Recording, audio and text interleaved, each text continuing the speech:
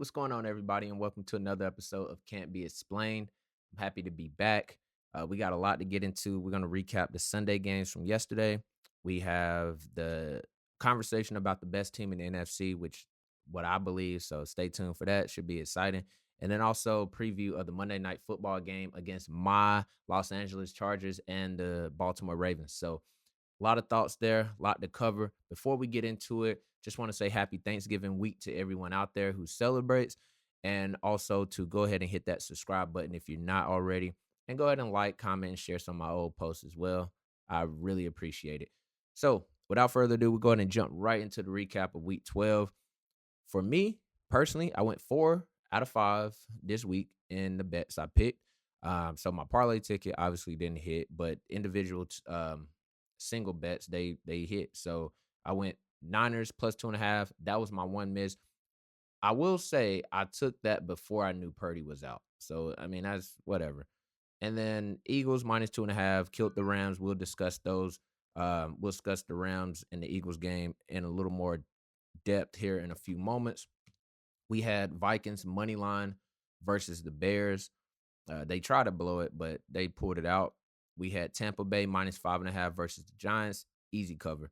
And then Seahawks minus 1.5 versus the Cardinals. They dominated. So, um, yeah, good week. We hit some player props as well. But overall, did pretty good. Hopefully, we continue it tonight on Monday Night Football. And I'm sorry, guys, I couldn't give it out. I recorded a video with all my picks and explanations and everything, and then I went out of town and I left my camera and the memory card. So I apologize. Uh, we'll be better. We'll do better. We'll get better, and I'll figure out ways to make sure I get those picks out to you guys. It's funny when I don't give them out to you, I go 4 for 5, 5 for 5, whatever. I give them to you, we go 2 for 5, 3 for 5, whatever. So hopefully we'll get some good luck here coming up soon as a unit, as a gang.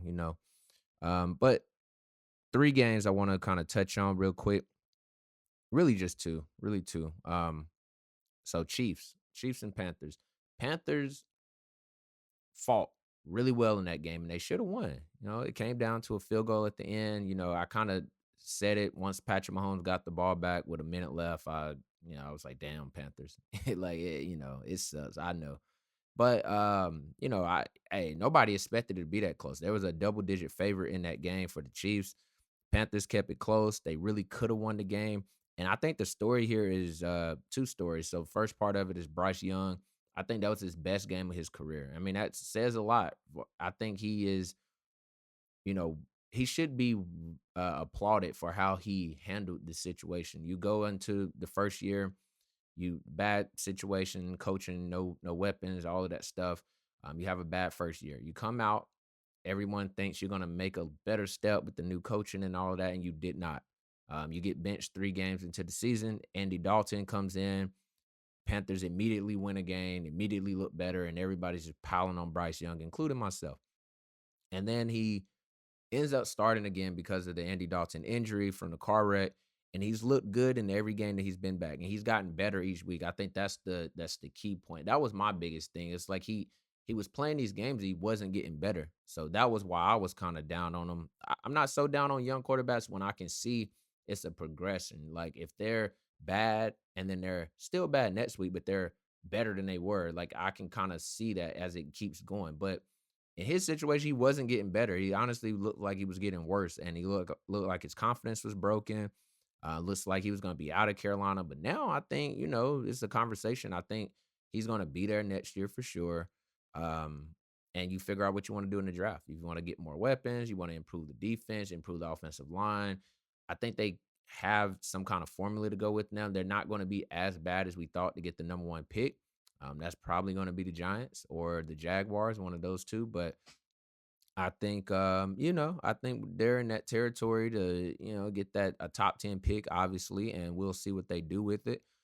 The other side of that coin that I want to talk about is Mahomes. I think, and the Chiefs in general, I think Mahomes was really good yesterday. It was 27 for 37, 269, 3 touchdowns, 5 rushes for 60 yards, including that big run to pretty much get them boys in field goal range. So, vintage Mahomes game. We haven't really seen that from him yet this year. And I think that's why kind of people have been down on him, but he gave it to us yesterday. but they still won. They needed a last second field goal to beat the Panthers. And I know it's the NFL, and I understand that it's any given Sunday. I understand all of that. But the Chiefs have not been dominating teams. I mean, they have been winning, which is, that's something to be said. But the tide always turns in those one score games. Like you're not.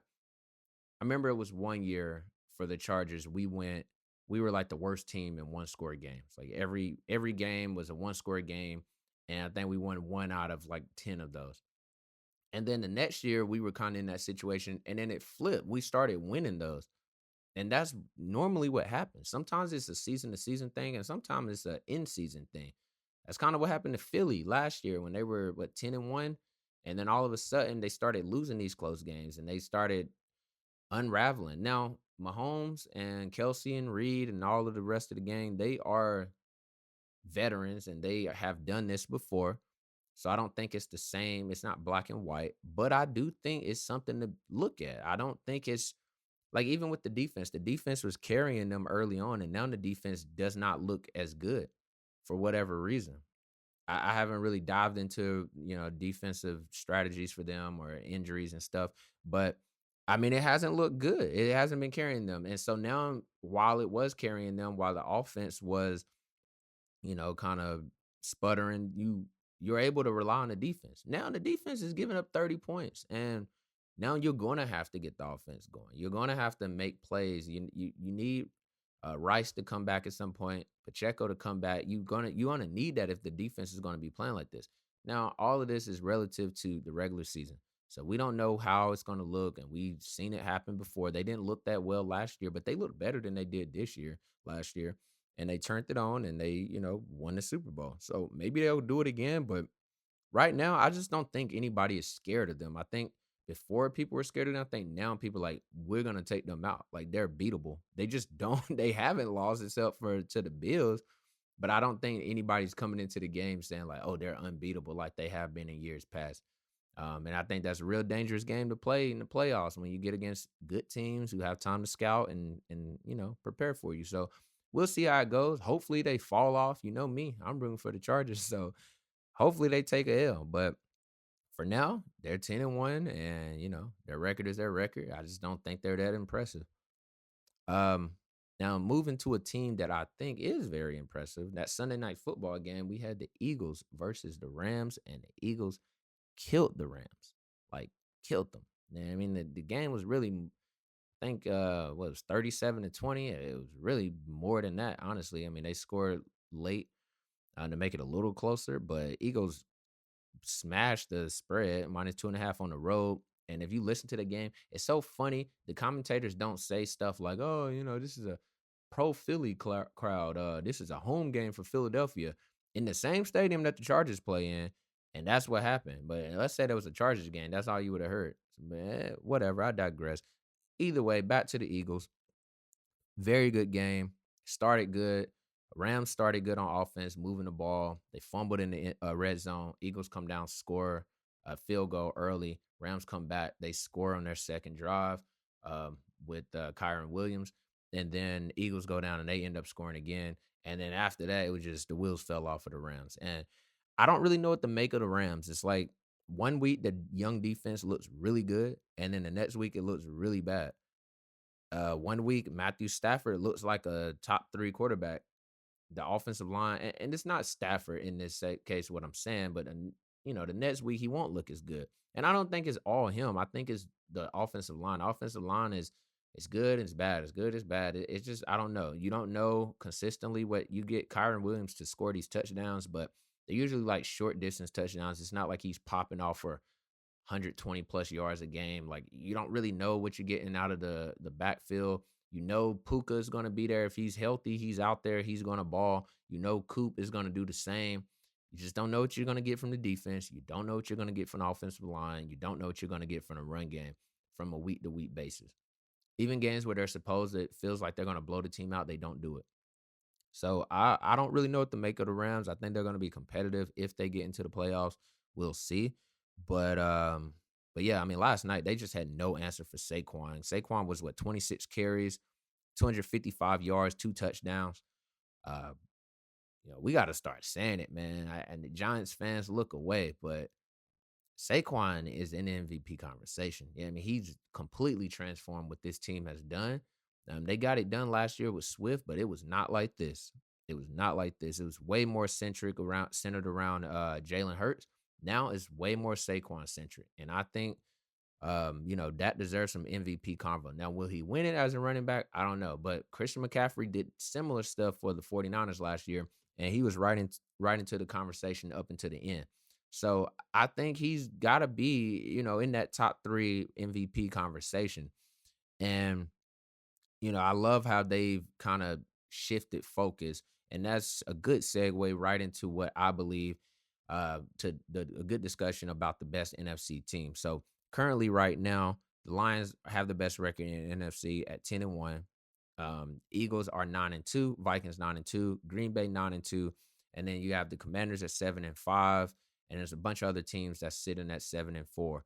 Um, and so obviously we look at the records, we look at the games, and we can say, oh, the Lions are the best team and the Eagles are the best team. It's one of those two. Um, Now, I'll preference it by saying that I believe the Lions, from a game to game standpoint, has looked like the best team. They look like an offensive juggernaut. They have they come out, they bully teams, they do whatever. They run the ball, they pass the ball, and they just get out these big leads. They look really nice and fancy, and they all the glitz and glamour that you want out of a team, out of an offense is fun. It's Detroit pride. That team hasn't been that good for a long time, so it's a lot going on going their way. But for my money, just right now, currently, I think the Eagles are the best team in the NFC. And I believe that why for a few reasons. So first, everybody talked about Jalen Hurts and how he had a bad year last year and all this stuff. And even I came on here at the beginning, the start of the season, and said, we're gonna have to see what Jalen Hurts does on the bounce back. And he started to turn the ball over a lot early on. And then nobody likes Nick Sirianni. And we knew the addition of Saquon was good. We didn't know how the defense would be. The defense still looked bad in the beginning of the year. But since then, the defense has just skyrocketed off. Uh, Jalen Hurts has not been turning the ball over. He is getting in there, running the tush push. He's getting the job done when he needs to get the ball to AJ Brown or Goddard or Devontae Smith. Whoever he needs to get the ball to, he's getting it to them, and they're running the ball, and they're using Saquon as the centerpiece of it all. And I think that's the best recipe for them. Also, another big piece that happened, Kelsey retired. Kelsey was a Hall of Famer. He was the heart of that team. He retired at center. He was the one that was calling out the blitz packages that's coming, the protection packages that needed to be set in there. He helped Jalen Hurts so much. And now that all kind of fell to Hurts, you plug a new center in there and you want to know how that works. And it didn't work well in the beginning of the year, but I think he has, to his credit, has picked up and really made strides in that department. And they usually have things pretty shored up. Um, and with all that being said, Kelsey's retired. Nobody likes Sirianni. Devontae Smith has missed multiple games. AJ Brown has missed multiple games. They're still 9-2. They're still a 9-2 team. And they've gotten better each week, I feel like. Like, I don't think I've went and said, oh, the Eagles, they look worse than they did last week, or they're just barely squeaking by teams. No, they're getting better every single week. And we already know about the talent. And like I said, with having the centered around Saquon for the offense has been tremendous. But the biggest thing for me is the defense. Now they're starting two rookie cornerbacks, and their defense is first in yards allowed per game. It's crazy. Corner is probably the hardest to make that leap. So that's really big. And then just for just the side by side comparison, if you want to do that between the Lions and the Eagles, so total yards offensively, Detroit is number 2. The Eagles are 3. So we talk about Detroit's offense being this big juggernaut, and it is, but Eagles are right behind them in total yards. Now, I know it's not the same as touchdowns, but total yards, they're moving the ball. They turn more of those little red zone field goals into touchdowns, and they're right there in points too. And I think, again, they're getting better. Like, we seen it last night. If we look at running the ball, Eagles are first in rushing, Lions are fourth. Defensively, Eagles ranked first in yards allowed, Lions are 13th. Eagles eighth in sacks, Lions are all the way down to 22nd. So just from a statistical standpoint, the Eagles seem to have the edge over this team. And I know with the eye test, it looks like the Lions are this dominant team. Another thing that the Eagles have over them is that they've been there. They've went to the Super Bowl with a lot of this core. Saquon has not, but Saquon is Saquon. Saquon is a all-time talent. Sirianni, for whatever reason nobody likes him, I don't like him either. He has he has been there. You know what I mean? He went to the Super Bowl. So I feel like they're going to be more equipped when the playoffs start to handle what's coming with the pressure of a winning team and a winning season and expectations. So right now, for my money, I like the Eagles. Now, the Eagles will most likely have to go on the road to Detroit if they go, if they end up meeting in the NFC Championship. Um, but other than that, they'll be at home. They'll be hosting playoff games. They'll get the bye. Well, no, they won't get the bye. They'll be the 2 seed. They don't get a 2 seed to buy anymore, unfortunately. But they'll be hosting. So if they have to, host the Vikings, I'm not worried about Sam Darnold against them. I'm not worried about Jordan Love again. We've seen him play against them already. I'm not really worried about that. Um, who else? Commanders. If they make it, they're reeling right now. Um, yeah, I mean, I don't know. I mean, the Seahawks, I'm not really worried about them either. So I can see a collision course for the Lions and Eagles to end up in the NFC Championship. And if I had to bet my money on it, which I probably will, I'm gonna go on the Eagles. And also the Eagles, every game I bet the Eagles this year, I've did it correctly. Whether it's to cover the spread and win outright or to lose but still cover the spread. I've done it correctly. So I don't know what it is about the Eagles, but I'm rocking with the Eagles this year for the NFC. So that's my best team out of the NFC. And if you guys don't like that, I drop a comment, let me know what you disagree with. But the numbers are there. Eye test is there. I think the teams are very competitive and super excited about the rest of their season and see how the NFC shakes out because it's getting real, real, real spicy, especially with the Commanders dropping another one in Dallas, a heartbreaker. Uh, Kickers, man. Kickers. I know your pain. But with that, we'll go ahead and move on to the Monday night football game. So we have my Los Angeles Chargers versus the Baltimore Ravens. Should be a really good game. Uh, Obviously, Chargers, we coming off that big W against the Bengals. Didn't get to talk to you guys about it. That was a part of the video that I mentioned at the beginning of this. But big, big win nonetheless. I went crazy. It was a crazy game. So happy about it, man. I was on a cloud nine, and then it's time to come back down to earth. And now we have to play the Ravens. Now, this is a little bit scary spot. Herbert last game had big numbers. He 297, 2 touchdowns, 84-yard game-winning drive with 45 seconds left. Side note, Herbert has 15 game-winning drives since he came in the league in 2020. That's only third behind Patrick Mahomes and Kirk Cousins. So stop with the whole my boy not clutch, he's not a winner. He is clutch, more clutch than anybody else other than Kirk Cousins and Patrick Mahomes since he's been in the league. So let's just kill that narrative. Okay? Lamar, on the other hand, last week, mediocre against the Steelers, and they lost. He was 16 for 33, so little under 50%, 207, 1 touchdown, and 1 pick. So he didn't play well last week. But the Steelers, we know, is his kryptonite. For some reason, he can't beat them. And I think this week he's going to go out and try to bounce back. So there's a lot of storylines coming into this one. We got the Har-bowl brothers, obviously. We have Greg Roman revenge game. We got Lamar wanting to prove that Greg Roman was wrong about not letting him throw the ball more. We got J.K. Dobbins and Gus Edwards coming back and playing against Baltimore. And one thing I think is sneaky conversation is this QB battle between Lamar and Herbert and the MVP implications that it have. Now, we've been saying all year Lamar Jackson may get his third MVP, and he may. But Herbert has not been getting that kind of praise. And I mean, his numbers, touchdown wise, passing yard wise, his numbers aren't out of this world, but he's been very, very good. Like they're on a 4-game winning streak. He has a passer rating of 90 or better in every game this year. He has one interception all season, and the team is 7-3. Now, like I said, he doesn't have the touch. He has 13 touchdowns, which I believe is like tied for 13th in the league or 14th in the league. And then he has about 2,100 passing yards. But if you look at the context of what's happening, the offensive weaponry that he had was ranked as either the worst offensive group or either the second worst offensive group coming into the season.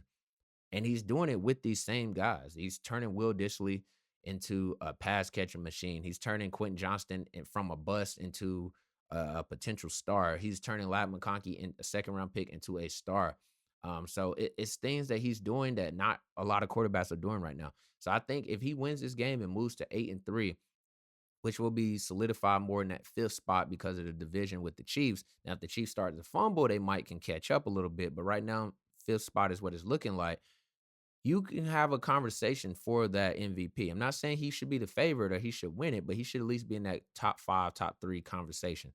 No Keenan Allen, Mike Williams, that he's doing what you guys said he wasn't going to do, and he's doing it. So I think he deserves some kind of conversation there. And obviously, if Lamar wins, he gets right back into it as well. So I think those are big things that we have to look at and expect. And I want to see what Greg Roman does in this game. Is he going to run the ball? He's going to throw the ball more to say, oh, I got a quarterback that I trust to throw the ball now, or we're going to run the ball because this is what should have happened. I don't know. Interested to see how it works out. Lamar is really good coming off a loss, though. So I'm kind of worried about my boys in that space. And then also with the injuries that we have. So we got no Denzel Perryman tonight. Khalil Mack is questionable. So we don't know about that. And then Cam Hart, our rookie corner that's been great, is questionable as well. So we'll see how that works out. But they have some injuries on their side as well. Kyle Hamilton's coming in injured. Roquan is questionable. So we'll see. But all in all, I think, we pull it out. I think Chargers come out and win the game. Ravens are a favorite right now, so I am taking the underdog, the Chargers there. This is a biased pick, so do what you want with that information.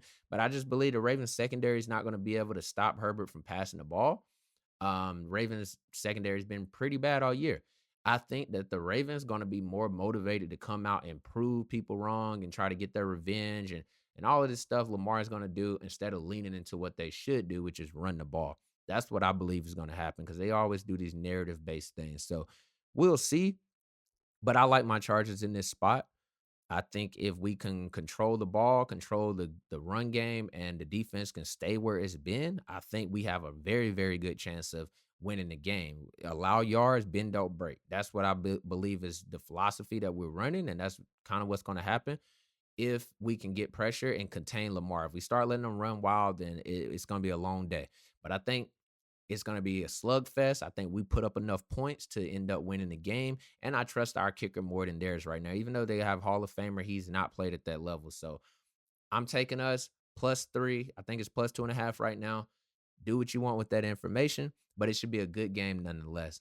So with that, guys, I'm going to go ahead and wrap up and get out of here. Thank you guys again for tuning in. Just remember to go ahead and subscribe if you're not already. Like, comment, and share below. And I'll see you guys next week.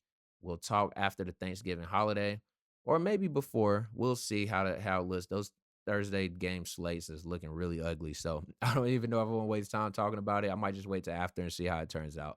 But we will see you next week sometime or whenever, like I just said. But thank you guys again for tuning in. Remember to subscribe, like, and comment, and I'll see you soon. Peace.